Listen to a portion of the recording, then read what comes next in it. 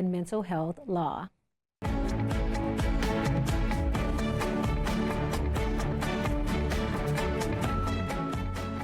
Leading by example. That's what's happening in Fort Hood as military installations across the nation look to them as they explore creating their own mass transit plans. Our Blessing Iwuchukwu shows us how Fort Hood is leading the way. For 5 years, the Army had its own shuttle, but it only led to about 5,000 max when it came to riders. Now the Cavazos Connector has been up and running for less than 2 years, and nearly 400,000 rides and counting. So if we were to click that, with the press of a button, Fort Hood's answer to a major problem discovered on the base rolls to its next destination. At the time, Fort Cavazos, now today Fort Hood, leadership reached out to Hill Country Transit District.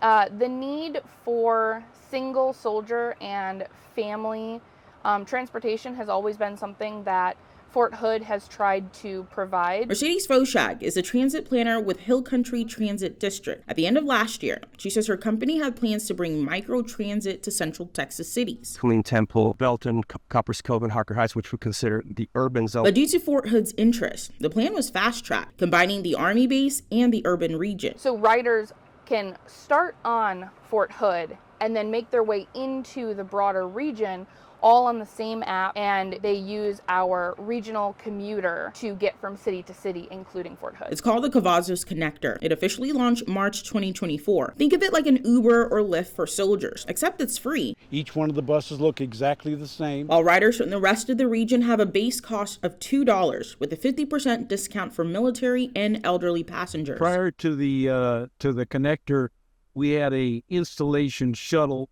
funded by the Department of the Army to specific stops, for example, medical treatment facilities, etc.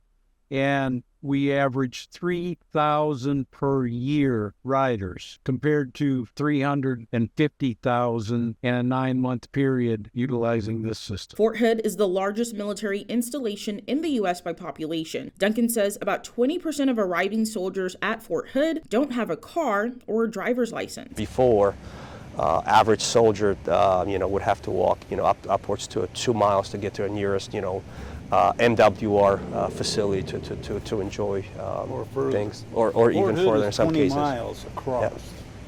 So it's a large installation, and it's got the off-post housing areas that are even further.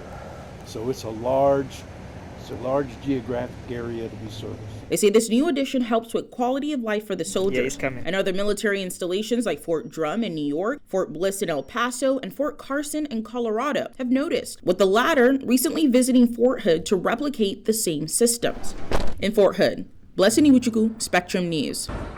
The Director of Operations at Hill Country Transit District, which operates the Cavazos Connector, says that there are 16 vehicles deploying about 72 fleets daily and transporting about 40,000 passengers a month.